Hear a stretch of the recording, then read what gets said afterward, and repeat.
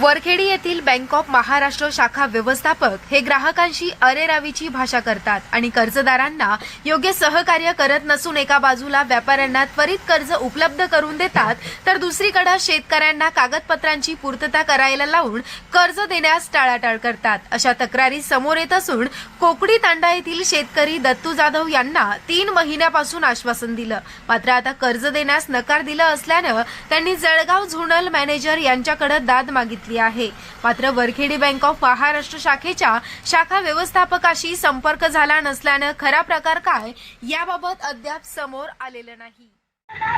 माझं नाव दत्तू जयसिंग जाधव, राणा कोकडी, तालुका पाचोरा, जिल्हा जळगाव।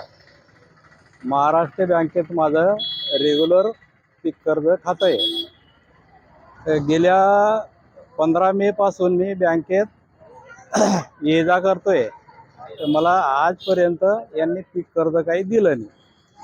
सगळी कागदपत्र नवीन जोडायला लावलं आणि परत तिकडनं काही होणार नाही अशी माहिती आली म्हणे, तर तुम्हाला आता पीक कर्ज मिळणार नाही।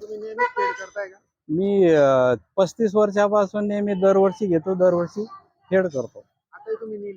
आताही नेले, कुठलंच कर्ज नाही। असे बरेच कर्ज घेतले मी, ठिबक असेल, विहीर असेल, मोटरसायकल असेल। ठिबकचे 3दा केले,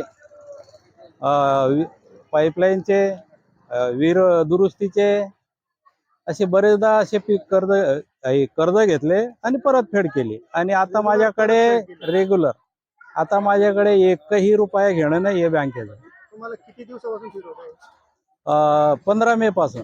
15 मे पासून? हा। किती कर्ज मिळणार तुम्हाला? 3,20,000 मिळत होतं मला।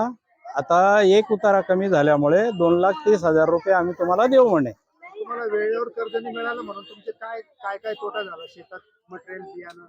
मला कर्ज काढून ते सगळं घ्यावं लागलं। खतं घेतले, नागटी केली, बिजवाई घेतली, सगळं उधार।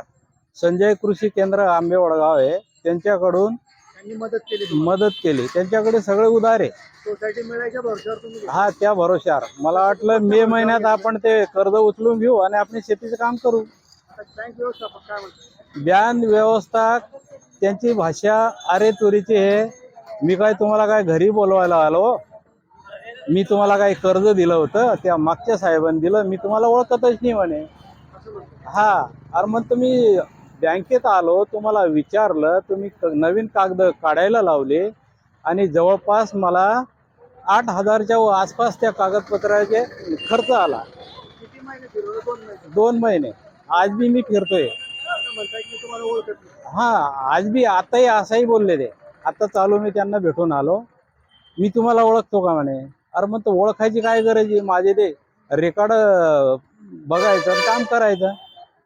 त्यांची वागणूक उर्मटपणाचे माझ्याशी चांगले बोलले नाही। कृषी अधिकारी बोलले, मी का तुमच्यासाठी काही एकच याच्यासाठी आहेत म्हणे। कृषी अधिकारी कोण आहे? त्याचं नाव नाही माहित मला। ते काय बोलले? मी फक्त तुमच्यासाठी? माझ्याकडे 3 बँक आहे, मी का तुमच्या प्रकरणासाठी इथे काम करायला येतो का म्हणे। त्यांनी प्रत्येक त्यांनी पण अरेरावीची। आता जर तुम्हाला कर्ज नाही मिळालं तर तुमची काय परिस्थिती होईल? मला व्याजानंच पैसे भरायचे ना बाहेरचे। नाही तर मग सध्या शेती पडीत पडेल। त्यात परिणाम होणारच आहे शेतीवर। उत्पन्न पुरू शकते?